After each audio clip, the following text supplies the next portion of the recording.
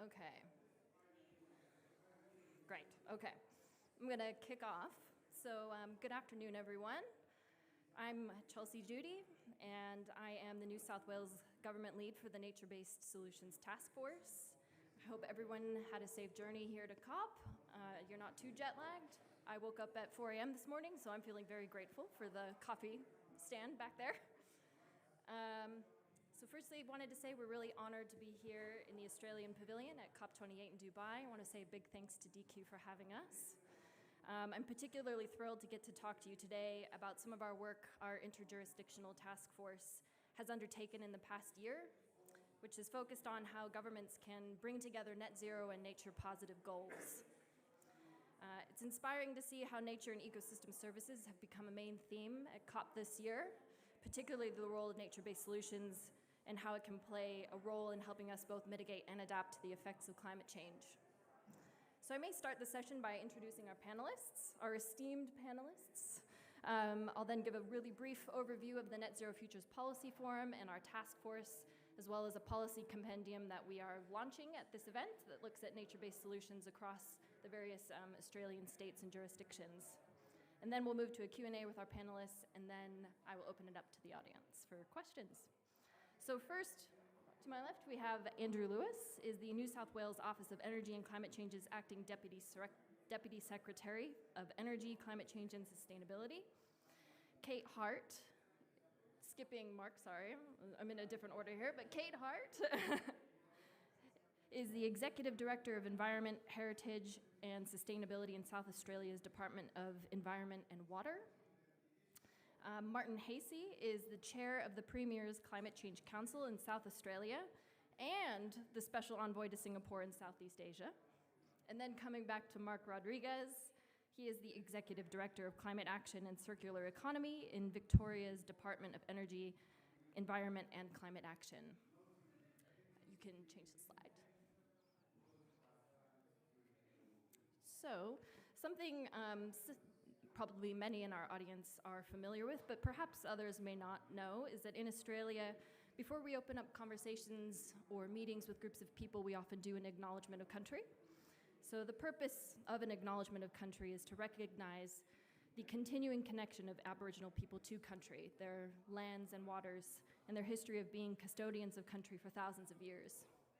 So while we aren't in Australia today, I thought the least I could do was acknowledge the traditional custodians of the lands of where a lot of this work took place. So for me, that would be the Gadigal people of the Eora Nation, and I recognize their elders past, present, and emerging. I'd also like to extend that respect and a warm welcome to any First Nations peoples in the audience today. You can change the slide.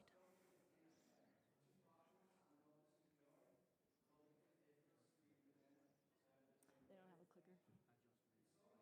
Oh, no, you're right. All right, so just a brief overview.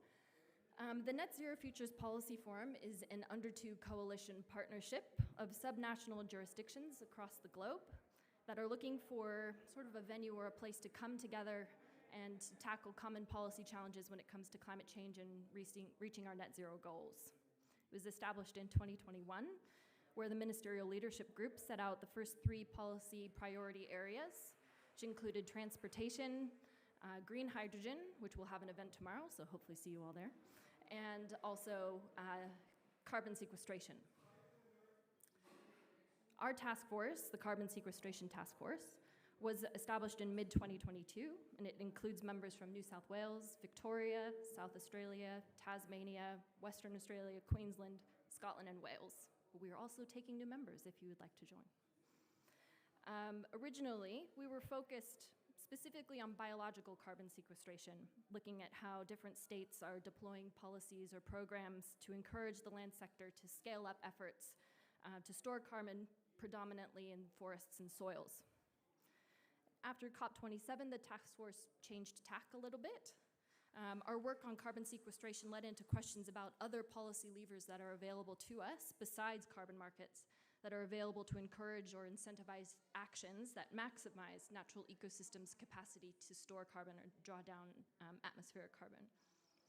So specifically, we were collectively interested in exploring the climate benefits of risk disclosure frameworks, such as the Taskforce for Climate-Related Financial Disclosures, or TCFD, quite a mouthful, the Taskforce for Nature-Related Financial Disclosures, or TNFD, and natural capital accounting. So we've refocused on how subnational governments were supporting the uptake, both in the public and private sectors, of disclosure frameworks like the TCFD and TNFD, as well as natural capital accounting. Our members were also keen to hear from each other how they were using public-private investment strategies to fund programs that would encourage emissions reduction in the land sector, but that also had co-benefits for nature and traditional communities as well. If you can change the slide one more time. So the task force decided to showcase some of the different ways our jurisdictions were scaling up disclosure, natural capital accounting, and co-benefits programs in a policy compendium that could be publicly available, which we are launching today. We ended up with 6 case studies from across Australia. So we had 2 from New South Wales, 1 from Western Australia, 2 from Victoria, and 1 from, oh no, Queensland, sorry. It should say WA there for the second one. For the one on first regional scale natural capital account, that's Western Australia. So from the case studies, the task force had 4 key lessons for subnational jurisdictions. One lesson was just about getting started with government disclosure and natural capital accounting. So even though these systems are massively complex and require really sophisticated data systems and governance, you have to start somewhere. And as you get started, you'll start to discover unknown unknowns, which will then become known unknowns and so forth. And so over time, you can start to build more sophisticated systems, but it requires governments to be comfortable with uncertainty and just muddling through in the early years. A second key finding was that foundations in carbon accounting or natural capital accounting can inform one another in really important ways, particularly in the early years. So methodologies, metrics, baselining, all of this can cross-pollinate between natural capital and climate change. And the onus is on government to internally recognize that and make an effort to break down silos between our various climate, biodiversity, natural capital teams. And it can encourage us to really talk to each other all the time. The third lesson was that many of our case studies showed how the critical role of government is in setting standards and providing an enabling environment through guidance, publicly available data sets or tools, and even regulation for the private sector to move in the right direction and begin robustly disclosing on climate and nature-related risks. That there is a really strong role for government to play in setting the bar for what good practice looks like, and that we shouldn't shy away from it. And the fourth and final key lesson kind of ties into the second lesson in that it's a bit that climate and nature frameworks, particularly the quantitative ones, need to talk to each other. So that many of the net zero or nature positive goals we set down share a very large center of that Venn diagram, that there's significant areas of overlap. And we should make sure our policies crafted for net zero and biodiversity gain are aligned from the outset. And if we do that, we'll save ourselves a lot of headache in the future. So, if you would mind one more time. I'm going to stop talking now, and I'm going to kick off our panel discussion with people who know a lot more than I do. Right.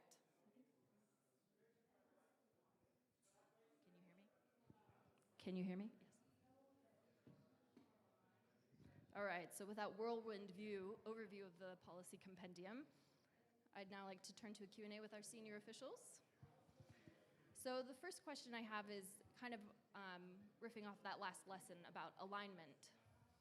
And so I'd like to just sort of kick off by asking, where do you see in your experience the greatest opportunities to align net zero and nature positive goals in your jurisdictions? Or what are the biggest hurdles? I'm happy to go first. Take it away. So I think one of the biggest hurdles is the juxtaposition of wanting to support biodiversity and improve biodiversity outcomes, but also support sustainable energy production. And I know there's a nexus there in terms of being able to facilitate particularly significant solar installations.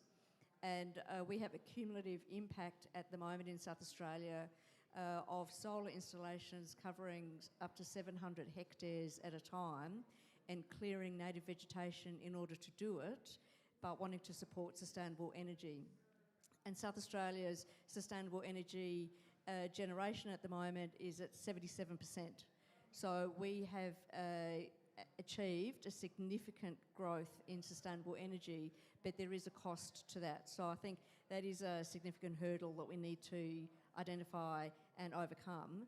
Having said that, some of the greatest opportunities is to actually ensure that our legislation recognises the value of conservation, and we're supporting pastoralists and primary producers to actually get into the game of conservation, and then biodiversity credits as a way of actually increasing their income from their pastoral leases than just a sheep meat production.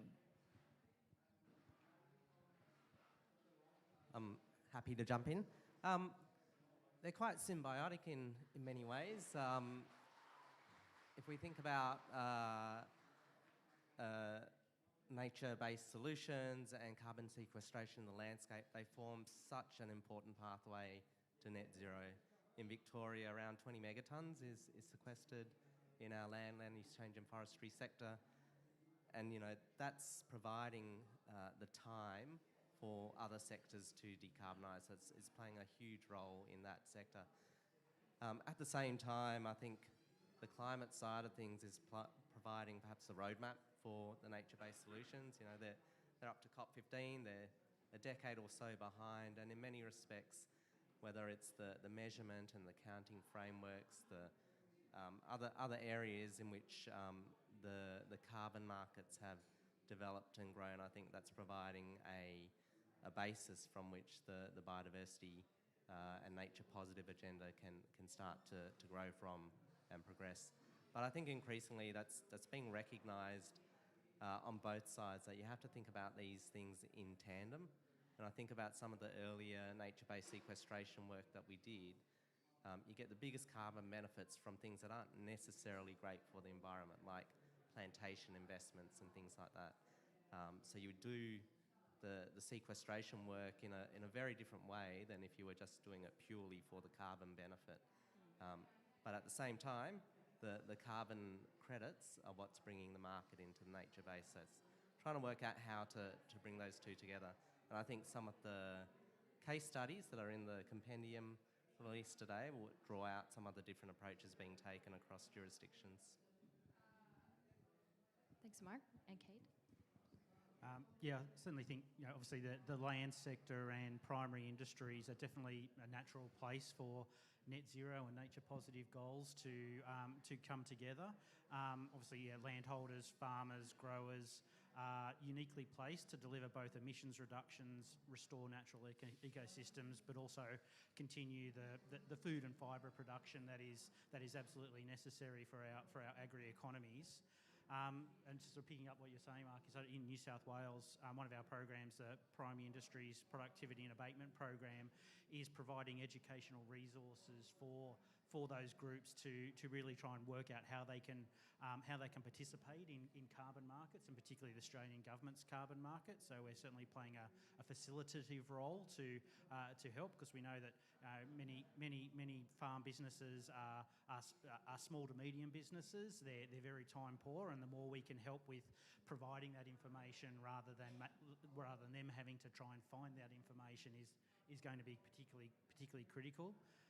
And regenerating native forests and bushlands as part of that is a key focus for how we can seek to achieve that and get that balance right between the agri-economy needs as well as the nature positive outcomes. And you know that also aligns with our adaptation strategies, I think one of the key things to recognise is we do have different needs and approaches, and there's no one-size-fits-all approach to this. We need to do different things and learn by trial and error to work out what is effective, and that'll happen both from a jurisdictional perspective at the macro jurisdictional, but also the sub-regional level as well. That there's many different, certainly from New South Wales, a big state. what's going to work in the north of the state is going to be completely different to what's in the south of the state, east and west, etc. So it's about having that adaptability is pretty critical, we think. Thanks, Andrew.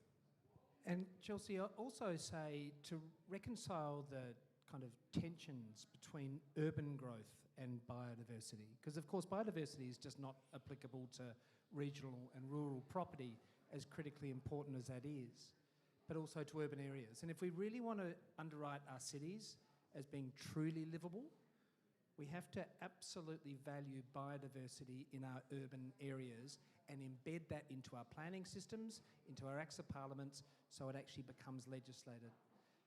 That's incredibly important. And the other hat that I wear is a trade envoy role representing South Australia in Singapore. And I was talking to one of their senior planners only a month ago, and he said their next kind of vanguard of legislative and regulatory activity is all about biodiversity. And I'm kind of thinking to myself, well, that's a city of, 6 million people in a very small land area, and they have a very articulate urban biodiversity strategy which they're rolling out. So not just getting it right statewide or territory-wide, but also city-wide is just as important. Yeah, I think that's a really salient point, bringing the cities back into the conversation, definitely. And I think one of the challenges for state governments and national governments in the coming years is this tension between, land use competition with all these different sectors, and how do we navigate that against the backdrop of climate change. So, obviously our natural systems are very vulnerable to flooding, bushfires. So we have to, I guess, orchestrate the adaptation strategies and mitigation strategies in a way that makes them robust and valued while balancing, needs of the food system. So my second question, I guess the theme that I gave it was perfection is the enemy of progress. So one of the primary lessons that emerged from the case study is the idea that we can't wait for the perfect system, the perfect data, the perfect metric or statistical system, whether it's disclosing climate-related disclosures or natural capital assets to get started, given the urgency of both the climate and nature crises. So particularly with TCFD, TNFD, and natural capital and ecosystem services, there's a lot to be done on defining the relevant boundaries. For example, clarifying cross-sectoral connections and calibrating the system to capture those, as well as disentangling some of the valuation concepts in systems like SIA. So from our case studies, many governments are trialing a kind of learning by doing approach and continually improving that system over time. So I'd like to ask, can you recall early stages of current programs or policies that took a similar approach, the kind of learning by doing approach, and what were the outcomes, and were there any key lessons learned? I'm happy to take that one first and then hand over. Certainly learning by doing definitely resonates with New South Wales and our experiences. As we know, climate and energy policy often operate in sort of uncertain environments, and look, we always need to adapt to new information, predictions, climate science advances, and that kind of thing. So we certainly collaborate with our colleagues nationally in terms of what's working, what's not, and some of those advances. I guess for New South Wales, if you're asking about some of the particularly early example, one of the things we piloted is about TCFD disclosures with government agencies, and so we ran an initial pilot that involved our New South Wales Environmental Protection Authority, the National Parks and Wildlife Service as the manager and custodian of our National Parks estate, and Essential Energy, which is an electricity distribution network that covers 95% of the state. So it basically does almost all of New South Wales except the Newcastle, Sydney, Wollongong area. And this was the first time we'd piloted climate-related financial disclosures within government. And embarking on that disclosure journey from scratch certainly provided the opportunity with learning by doing. And some of the key things, and I think this is the case study that we've used in the release today. Some of our early learnings is that we're certainly starting to see increasing demand from private sector entities that, as well as other governments that are wanting to provide clear climate risk information. And so starting even from scratch is is helping develop that journey and learning by doing. Obviously, as you say, data and governance will play a pivotal role in all disclosures, and we just have to recognise that we're not going to get it right from the first time. That it's an evolving area, and as there's new demands, as both subnational, national, and international developments occur, we just need to be flexible in how we continue to respond. But don't be afraid to leap in, because you've got to start somewhere. Thanks, Andrew. Thank you. Just picking up on that, same in Victoria. I think that idea of learning by doing and just getting on with the job is really embedded in our framework right from the top level. Climate Change Act, which sets out this sort of 5-yearly pledge and review framework. So the idea is you set your targets, you set some pledges that will achieve those targets over a 5 to 10 year horizon. But each 5-yearly cycle, you need to come back and have a look and evaluate what worked, what didn't work, and invest again based on some of those learnings to hit your targets. That's quite embedded in the framework, and I think in the culture, and just a recognition about the scale of the challenge, the fact that it is a generational challenge. We're not going to get there in one hit, and the complex nature of everything we're dealing with means that you can't possibly know everything that you need to be done right at the outset, so you just need to get started. Reflecting on one of the examples that's in the compendium is the work we've done on the system of environmental economic accounting framework that was started to develop and try to implement in a Victorian context. It's hugely complex, that whole task, and there's not a ready-made capacity within state governments to evaluate and to start to implement some of these frameworks. So we've started small, we've started to pilot it in some case studies. We've used it to evaluate the impact of the summer 2019-20 bushfires. We've now done a recent project, and all of these are pilot scale projects trying to value natural capital in the Melbourne urban area, and some of that work's going to be coming out soon. But we're hoping through these pilot projects, we're building up internal capacity and starting to prove the value and prove the concept that can allow us to scale up in future. Yeah, that's a great case study in the compendium. Thanks, Mark. It is a good case study, and I think certainly South Australia is going to follow the lead from Victoria around establishing 5-year reporting cycles. We are currently working on a legislative amendment to embed emissions targets within our Climate Change and Energy and our Emissions Reduction Act, and within that we'll certainly be looking at a 5-year reporting cycle. I think one of the scenarios we have to recognise is that biodiversity is not a universal approach. It doesn't actually have a universal metric. So biodiversity across South Australia is quite diverse, and one of the challenges, I think, is the fact that we can't measure it easily, and it doesn't just have one foundation to it, one element. It's got many, and so how do we actually take the values of biodiversity in one part of the state and apply it to another? It's very difficult. Certainly the Department of Environment and Water do a lot of climate change assessment, and we provide the data set for state government in respect to that. And the science team are always looking at the data set and updating it regularly, so annually. We can't wait for the perfect data set. You actually have to shift on policy now in order to recognise that baby steps are better than just waiting for one big leap. And so we actually then have a program of updating that policy, and we'll be embedding that so that we can actually update the policy easily through a regulation change versus an Act amendment change. I think that's a really good point, and probably highlights the really important role of regional and state governments in knowing our own kind of natural assets really well, probably better so than, higher governments. We can feed that up. Chelsea, I might just briefly speak to that topic of perfection. We don't have time for perfection. We don't have time for perfection. We had a presentation to the Premier's Climate Change Council earlier this week about the topic of biodiversity, and the expert was explaining that if there is a Average global temperature increase of 3 degrees, 41% of all mammal life in South Australia is compromised in terms of its sustainability and habitat. 41% at 3 degrees. And sometimes when we put perfection in front of everything else, it becomes an excuse for not being bold, for not having ambition, for not taking action, because the circumstances or the data is not perfect. So I kind of totally endorse what the panel's saying. We have to act. We have to learn and do simultaneously.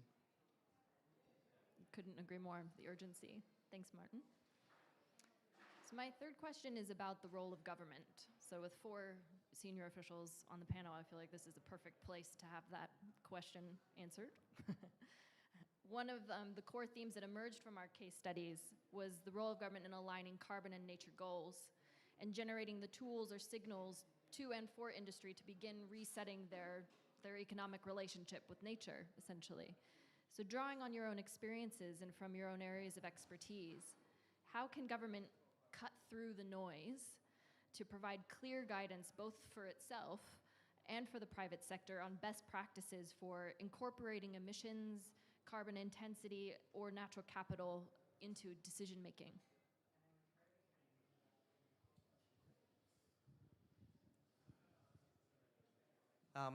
Big question.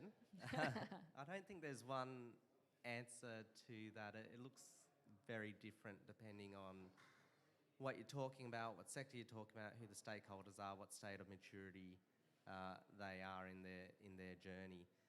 I think to the extent that there is one overarching answer, it's being clear about your intent, being clear about the direction. So that goes back to the importance of targets, and the more concrete those targets are, the more they're embedded in legislation, they're not easy to walk away from, the more of a pathway that's been articulated in terms of interim targets, the more underpinnings there are behind those targets in the form of actual policies and pledges and actions.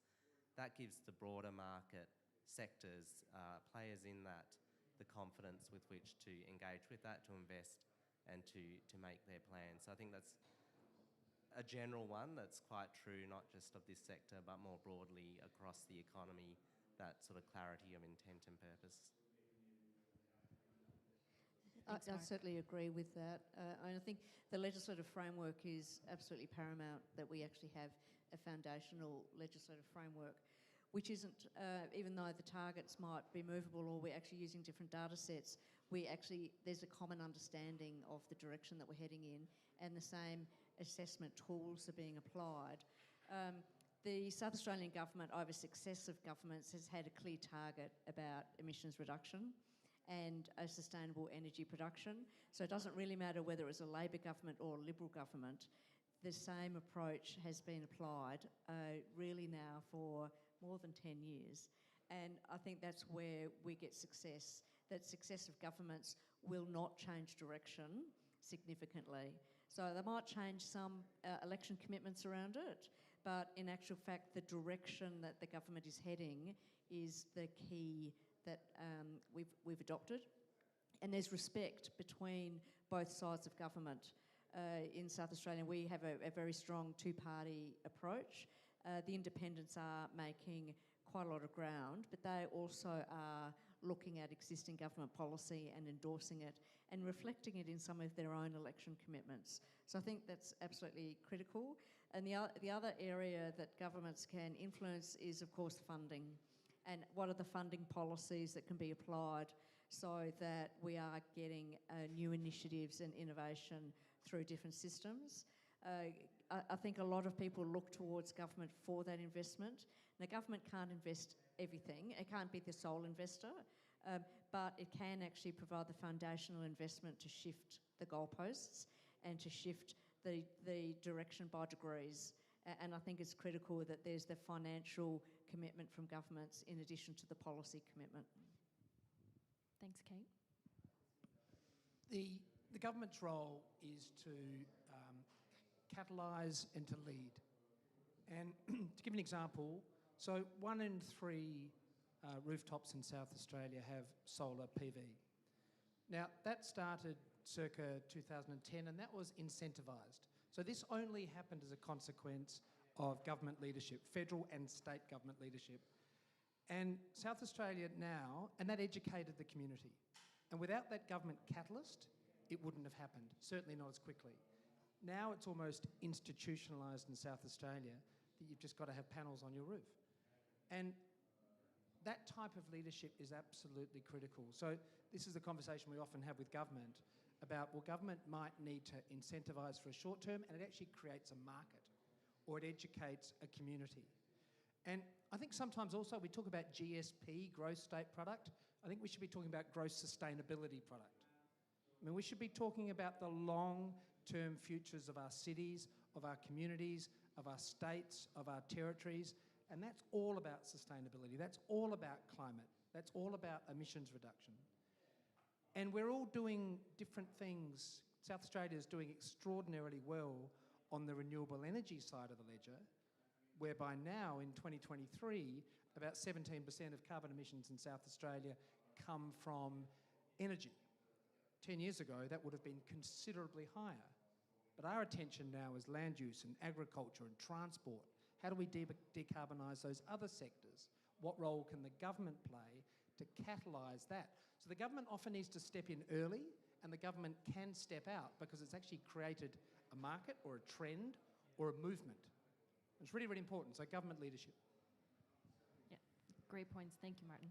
There's not much I can add, really. I think it's kind of all been covered. Yeah, look, there's absolutely roles for government, and they're different. They're kind of what I call sometimes hard and soft roles.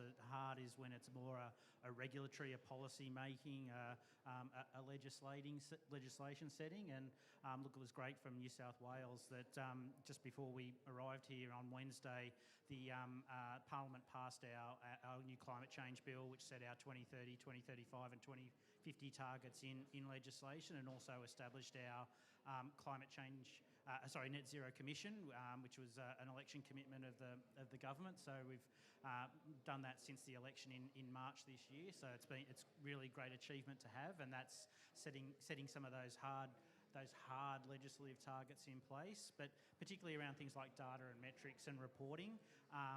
Government definitely has a role to play by being an early adopter, kind of as I said in the answer to the previous one, learn from mistakes, being an early adopter, but being able to pivot and learn and provide that influence. And I guess more on the softer side, it is about things like that have been mentioned with whether it's financing or other things, but providing guidance and education and partnerships as well in terms of the other early adopters that want to move along this pathway quicker than their peers or competitors is about working with them to give them confidence and backing and support as well. I think that's a particularly important role for government, and some of this is as Martin said, it's as we branch into new areas, kind of we're moving away from the low-hanging fruit, the easy victories. It is building those coalitions of support and interest to move in that direction. Yep. Thanks, Andrew. And yes, I think New South Wales is riding on a little bit of a high, having just passed our climate change bill 2 days ago. So it's pretty exciting. So my fourth and final question, and then I promise I'll open it up to the audience. It's a bit of a philosophical question, and it's about how sophisticated and redesigned data and metrics can change our perception and move us forward. So just for a minute, I'd like to talk about the power of metrics. And there's a famous quote from Peter Drucker, who said, "What gets measured is improved." And we all know that many countries and governments, both at the national and state and regional levels, are starting to think very seriously and urgently about the need to develop statistical systems that incorporate environmental economic accounts. But thinking beyond the system and rather what it supports is the concept of GDP. So Martin, you preempted me a little bit, so can't wait to hear your thoughts. Or GSP for states. So GDP, as we all probably know, estimates the total economic output of a state or country and is used as a metric to communicate the health of an economy. Powerfully, it structures how we talk about the economy, progress, and growth. But GDP doesn't reflect emissions abatement or carbon intensity or the health of a country or state's natural capital. So my question is, with our net zero goals and nature positivity, does the panel think that GDP or GSP is still fit for purpose for 21st century economic thinking? And if not, where do we as governments start with changing how we communicate economic progress? Haha, Martin. Personal view, GDP is an outmeasured mode of determining performance at an economic level. I'm not sure if anyone has read the report which came out in February, March this year from Oxford Economics and Arup. It's called the Green Economy Report, and it's a seminal report, and I do kind of commend it to you. But effectively what it does, it's the first report globally that quantifies with kind of great detail the value of the green economy and what that means and what it means to each sector, whether it's agriculture, transport, mining, manufacturing, distribution, health. It goes into granular detail about every sector that we all often work in, and it explains at a very practical level what the green economy means to that sector. And then it has a lens whereby it demonstrates that any enterprise or any not-for-profit who is totally vested in the green economy will outperform the traditional economy by a margin of plus X. And GDP is the old mode. The green economy is the new mode. And statistically, this is where the jobs are. This is where the investment is. This is where the policy is. This is where the community is. This is where the community capital is. And so I would argue that we're working off an outdated model in terms of measurement, and we do need a new set of metrics at a national, state and global level to manage the performance of our economies. Because if we don't get this right, we don't have economies. It's like that. So that underscores the absolute imperative of having a paradigm shift about how we measure things. Thanks, Martin. Look, just in addition to that, I think looking at it from a different lens, what we also need to consider is community health and wellbeing, and what is the community health and wellbeing lens that we're measuring climate change on, and how can we actually ensure that the community's health outcomes are measured and they're linked to climate change. And we're seeing this as a significant international issue. Martin mentioned the loss of biodiversity with a 3-degree shift. With a 3-degree shift, we'll have additional days of over 50 degrees over 2/3 of the state of South Australia. Now, that is going to have a significant impact on community health and community wellbeing. And so part of the metrics, I think, is understanding what that climate risk is. We're doing a fair bit of work in terms of climate risk and audits, and having a look at a lens of how can you apply a risk tool to climate change. So in addition to the work that Martin referred to, is there the avenue to say, rather than just looking at risk from a business risk, is it a WHS risk, or what is the risk tool that can be used to look at investment and then action? Thanks, Kate. I think it's a bit of a leading question you've asked, Chelsea. I don't think there's a way to respond any other way. That look, obviously decarbonising the economy, reversing the degradation of our natural ecosystems. We do need new benchmarks. We do need to baseline it. We do need to work out how we're going to measure that. And look, I'm not an economist, so I don't know whether it's adding into how GDP is calculated and assessed, or coming up with a replacement. I'm not going to get into that, but it's definitely ensuring that whatever approach it is, the new principles do include things like net zero adaptation, economic and sustainable production, nature positivity. We need to do that, and it's about holding ourselves to a higher standard, holding account to a higher standard, and communicating that as well, communicating that clearly. So certainly, late last year, the United States and Australia signed a joint statement strengthening our collaboration on natural capital accounting and environmental economic accounting and the related statistics, and New South Wales is playing a key role. We think that's very important, so we're definitely contributing to the national approach and the partnership approach with with the US in terms of how that can happen. You know, it's fascinating, and it's a critical area for things to be happening, and it's the only way forward, is in my view. Thanks, Andrew. Yep, no, I'm not going to disagree either. You know, GDP is what it is, but it's absolutely limited and increasingly so. You know, and I can't wait for the day in which it does broaden, because it'll make my life easier with my Treasury colleagues as we're looking for funds to support some of these investments. But look, in the meantime, we're not standing still. I think a lot of the things we've actually been talking about have been, in part, an attempt to address the lack of adequate measurement at that sort of whole system level. So, you know, the system of environmental economic accounting and some of the projects that have spawned from that are an example of that. Internally within Victoria, we're also looking at trying to embed climate metrics within the budgeting framework. So apart from the usual metrics of value for money and you know, economic impact and so forth, we're also looking to make sure that those metrics are either A, contributing to our targets, B, not making them worse, and 3, are prepared in an adaptive sense for the climate future that we face.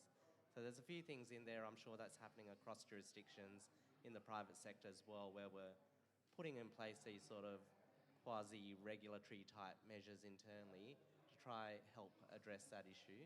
But yeah, we absolutely do need to evolve those metrics to improve the management of the issue. Great, thanks, Mark. So that's all the questions I have for the panel. So we have a few minutes left. I wanted to see if there are any questions from the audience. I think, Mir, do you want to?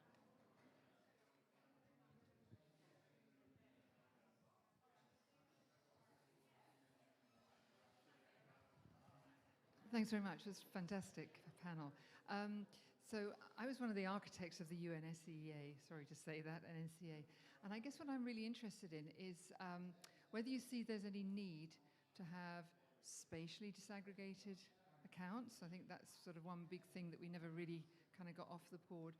But also whether annual accounts are really what we want, whether it's something that you need to be more market orientated, linked to sort of trade and other things, and whether actually the UNSCEA is too cumbersome and maybe we need something in between, something lighter that maybe industry could use more easily whilst we're building our data systems to sort of match the higher order. So I'm curious about whether there's an intermediate step that we could use that would actually get Australia into the natural capital trading world, as opposed to just simply having it as something on the book, a sort of on-book asset conversation. I think your remarks there go to not letting perfect be the enemy of the good. I think, yes, the fully spec'd and articulated annual accounts, rigorous, all of that is exactly where we'd want to be. But you're right, it is pretty intense, pretty cumbersome, and not one that we're well set up to implement you know, very rapidly. So thinking about what are the highest values uses of these sorts of data sets and products, you're absolutely right. Engaging in that natural capital international trading space is where we want to be. So thinking about how it can be adapted to implement in that framework is absolutely the way we can go. On your first question about spatial disaggregation, I think absolutely. I think it was recognised a bit earlier just how diverse, even within a jurisdiction, let alone across the different jurisdictions, how diverse we are, how climate's impacting very differently across those different parts of our economies, across jurisdictions. And so having that more refined and granular look at the environmental health at that disaggregated basis, I think is really critical. I'll just talk very briefly to the importance of education in its relation to your comment, which is a very good comment. Is in April this year, the South Australian Government held a industry climate change conference. And it was more directed not so much at corporates, but at the small to medium-sized business community. And there was a widespread recognition amongst all of the stakeholders who attended that conference. There was 950 of them. And they were all saying, give us time, give us a pathway to act, educate us, walk with us. We want to do it. We just don't know where to start, or we don't know where we are on the continuum. So I think there's that, when it comes to policy, it's got to be coupled with education, public education.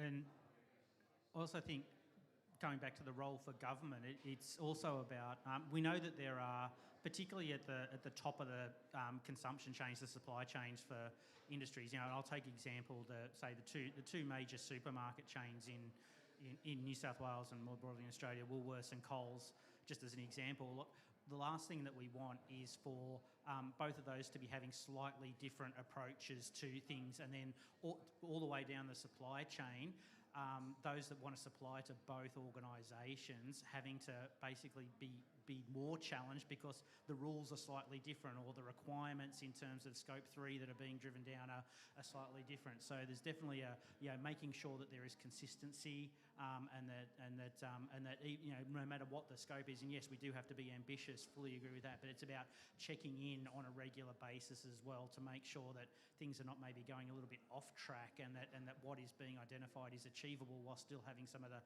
stretch goals, whether that's in timeframes or scope for putting in place the more nuanced, more advanced reporting frameworks and the data metrics that go to support that. I was going to say, I think that the reporting timeframes are really challenging. So I think the annual reporting does have a role, but what's the accuracy of it? My Premier asked me the other day, in which year are we going to have 50% reduction on our target? And I wasn't able to tell him which year, because our data sets will be delivered 2 years after we potentially achieve it. But a lot of people want to know exactly where are we now and how are we going to change. And so I think the data set collection is going to be challenging the further we progress in identifying targets and wanting to see change. Thank you very much, really interesting. Just on that, where are we now and how we're going to change? I work for an engineering design company with a major presence in Australia. What would you say to those who are designing the infrastructure? How do they design in nature? How do they leave room for nature? What would you like them to do?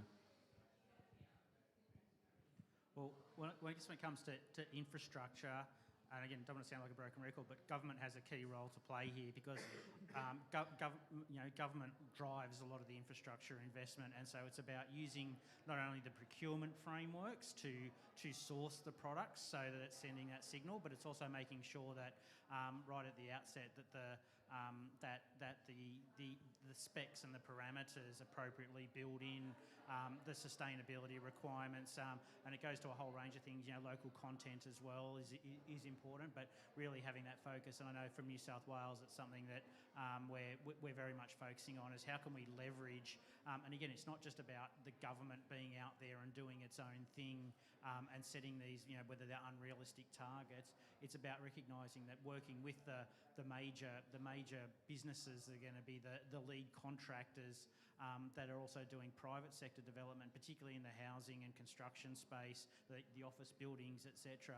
Having those approaches in terms of, this is what we need in terms of whether it's green cement or green steel requirements, and again, not being unrealistic and setting targets that are just not able to be met, but having a framework for how that can be built into the process, communicating that clearly and partnering, and recognising that there's what is achievable, but there's also the stretch goals to continue to improve performance. So I think that's pretty important. If your organisation is a private organisation, which I sense it is, educate your clients, government and private, to not fixate on first cost, to focus as much on whole of project, whole of life cost. Because otherwise what happens is that we rob the opportunity for circular economy innovations and a whole raft of innovations which can be saving OPEX costs for the life of the project, but will cost more in the first instance. And if we fixate on first costs, we lose the innovation. Thank you.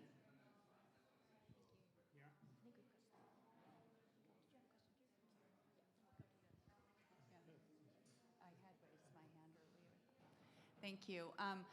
I just wanted to, I'm Jennifer Gerardo from Broward County, Southeast Florida, here with our commissioner. We have a lot of sun, as you all do in Australia. We have nowhere near the solar that you've referenced with regards to the residential rooftop. And just, I hope it's not a level of detail that's too narrow, but I am curious about the scale of incentives that were offered that allowed you to arrive at a point where you have 1 in 3 households with rooftop. Are you able to speak to that at all, please? Jennifer, I can a bit, and I'd encourage you and the Commissioner to come to the session at 3 o'clock tomorrow also. But the trajectory for South Australia, some 14 years ago, South Australia had about 1% renewable energy in its grid. 14 years later, it's got 72% renewable energy in its grid, on a trajectory, we think, towards 2030 of 100% renewable energy in its grid. Now, there were some policy innovations, there were some government incentives driven by state government coupled with federal government at the time which catalysed a whole new market. There's also a very practical reason, is that South Australia is not coal rich as a state. And in 2016, South Australia closed its last coal-fired power station. So our future, in many ways, had to be, for all the right reasons, a future of renewables. Also, we have 5,350 kilometres of coastline, which has an abundance of wind. So we actually produce more wind energy than we produce solar energy, and we have an abundance of solar energy. So it was the government which catalysed the consumer markets, the residential markets, with incentives, because of course this is the days when solar PV, this is before batteries, was very expensive. Of course, with volume, prices come down and now battery storage technologies come in. But governments were funding to the tune of 50% on, you know, a lot, thousands and thousands and thousands of units going into homes. They wound those incentives down over time, and market economics took over, because people now have a 3 to 4 year payback. And Kate and I were just talking about this on a project she's doing. So people now have an inherent 3 to 4 year payback now on that investment as a result of the cost of energy.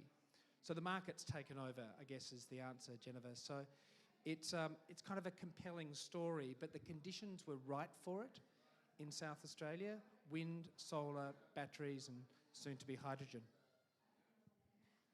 I think also there's a incentive from the energy companies, so about providing power into the grid. Now it started off as quite a high incentive, around 8 cents a kilowatt, I think it was. Now it's down to 3. So they've also wound back the incentive from actually being able to put power into the grid, as the grid is now almost being oversupplied with sustainable energy. And more fundamentally, I think it was 2019, the state had a significant blackout. There was a huge storm and it cut the interconnector between the different states, and literally the state, it was almost as if the light switch had been turned off. And that scared a lot of people. And because essentially the whole city, all of the power was knocked out. Now you imagine a city of 1 million people with no power, and the community have responded by saying, we're going to generate our own energy and we're going to buy batteries or generators so that we're actually not in a situation where we don't have any power anymore. And that actually, from a community perspective, I think was quite fundamental in getting people to say, I've got an opportunity to put solar panels on the roof, I'm going to do it because I don't want to have that happen again. Now, notwithstanding that, the government then invested in a big battery, and that's now been doubled in size. So government has led a big battery storage system to ensure that that doesn't happen again. But on the ground, the community is saying, we don't want to be without power.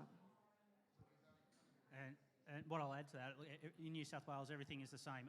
Early incentives that were, quite generous, then they get wound back. But at the same time, building into our new construction, particularly residential house sustainability requirements, whereby installing solar just basically became a default. So probably the majority of systems consumers aren't actually making the choice. It's kind of being made for them by the project home builders, because in order to meet the regulatory requirements around that, they've just got to install solar. So that's one thing. But for the older housing stock, probably one of the biggest incentives is just the incentive for the consumer.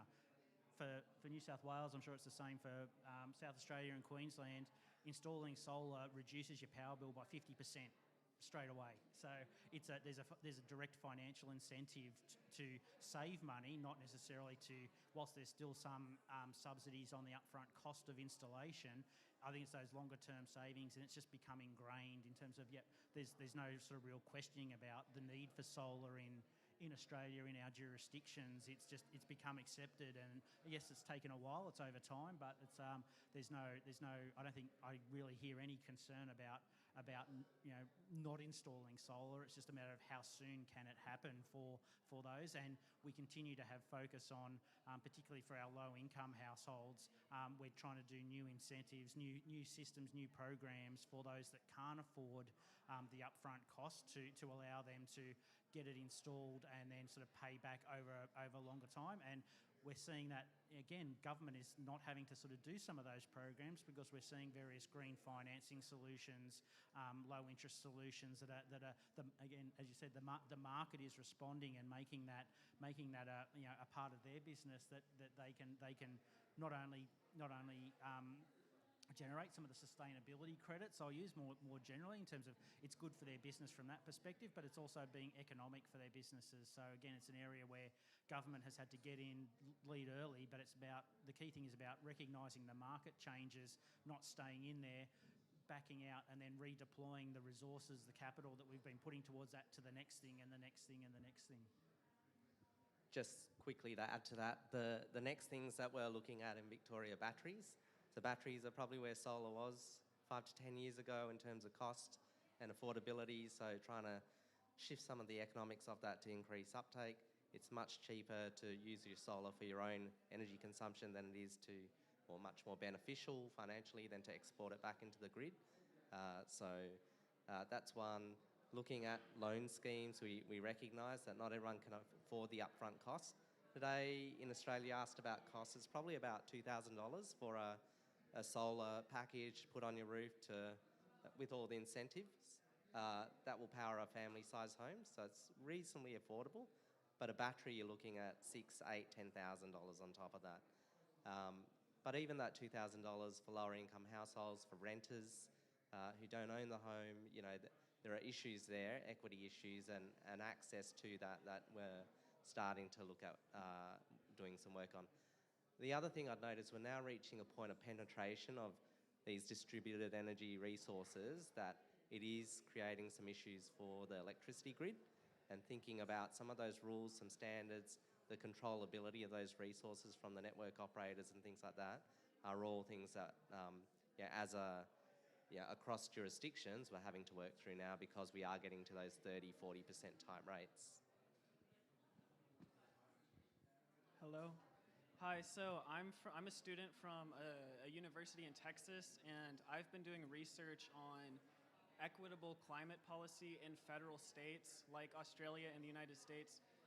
And thank you for the great panel, by the way. This was perfect for me. I was wondering if in your collaboration with each other on climate policy, have your states kept in mind equitable contributions towards the Australian NDC, as in, if one of your states has emitted more than the other, do you work with each other to try and say, Victoria is going to reduce emissions by this much, New South Wales is going to reduce by this much, so that together you can reach your NDC?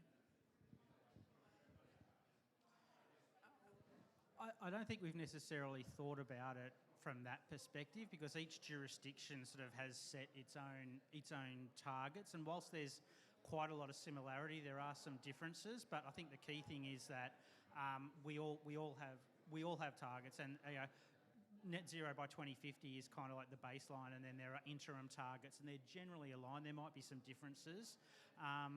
So I don't really see that we think about it necessarily in terms of sharing the pain or helping out, but it's more about continuing alignment. I think it'd be fair to say that up until we had a federal government that was of a different view around these to most of the jurisdictional governments up until about 18 months, 2 years ago.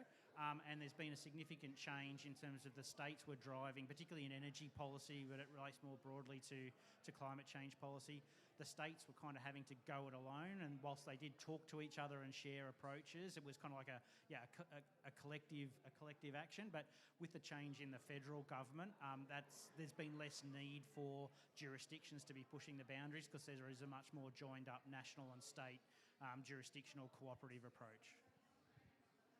I think it's just bragging rights at interjurisdictional meetings. No, look, the Australian jurisdictions all have quite different economic makeups, and I think New South Wales, Victoria were quite similar in a lot of ways in terms of large, diversified industrial economies. You've got some economies like Western Australia, Queensland that have a much higher, even South Australia to some extent, much higher resource base and manufacturing sector hanging off that export sector that are just fundamentally harder to decarbonise. So we recognise that different jurisdictions have different makeups. They'll be on their own pathways, and it's probably not helpful to have that sort of punitive approach. But within the umbrella of everyone's heading towards net zero by 2050, in Victoria we've brought that forward to 2045. It's about how can we support each other to get there. I think there's a bit of a healthy competition between the states. So South Australia does lead the nation in terms of sustainable energy. However, we don't lead the nation in other areas of climate change, and we look towards other states in terms of what they're doing. So I think that's healthy that there is a little bit of competition. I think one of the risks is that we don't have a parent-child relationship with our government. So the Commonwealth isn't setting the bar and then the state jurisdictions are delivering it. What we're doing is almost driving it the other way around, and I think that's healthy as well. When we had different governments at the Commonwealth and the state level, so Liberal Commonwealth government but Labor states, then we saw a different scenario. At the moment, they're quite aligned. We've got quite a nation that is focused from a Labor political perspective, and so there's quite a lot of alignment going on. What South Australia sees is significant investment going on in other jurisdictions. So New South Wales and Victoria have put in significant amount of money into their budgets in respect to incentivising climate change. South Australia doesn't have the capacity to do that at the moment, but it certainly provides us with some leadership in terms of where we should be going. So I think that competitive foundation is healthy, and there's some lessons to be learnt that then can be applied interjurisdictional as we progress towards net zero. I think we are at time. Oh, sorry, Martin, go. No. You're not from Austin, Texas, are you? You're from Dallas? You go to Austin College? Okay. I say that because I had this same conversation with the former mayor, Steve Adler, from Austin. But I think someone mentioned equity. Is that although we've got the goal of 2050 and some jurisdictions 2045 and interim targets and legislative frameworks to keep us focused, and that's all good. But we're not going to get there evenly, and especially we're not going to get there evenly amongst our own communities, not just our states and territories. The communities which are the ones who can least afford to decarbonise are those with the least money. And to have policies and programs in place which kind of recognise that less well-off communities are the ones that can least afford to do it, are the ones that need to be supported the most to do it. So, we need to get to this 2050 goal, all jurisdictions do, but we've got to recognise that, all things are not equal in all of our own jurisdictions and have policies to cater for that. So when I was the mayor of my city, I put in a program called Solar Savers. And Solar Savers was a program which was effectively designed to financially support those on lower incomes. And it worked relatively well in terms of take up of solar for that cohort who could least afford it. So. Well, a big thank you to our panelists for a great session. And just a quick plug, if you are from a subnational jurisdiction, we welcome you reaching out. If you are interested in being part of the Net Zero Futures Policy Forum, please get in touch with us. And also, we're having a green hydrogen event tomorrow at 3 o'clock, so we'll be back.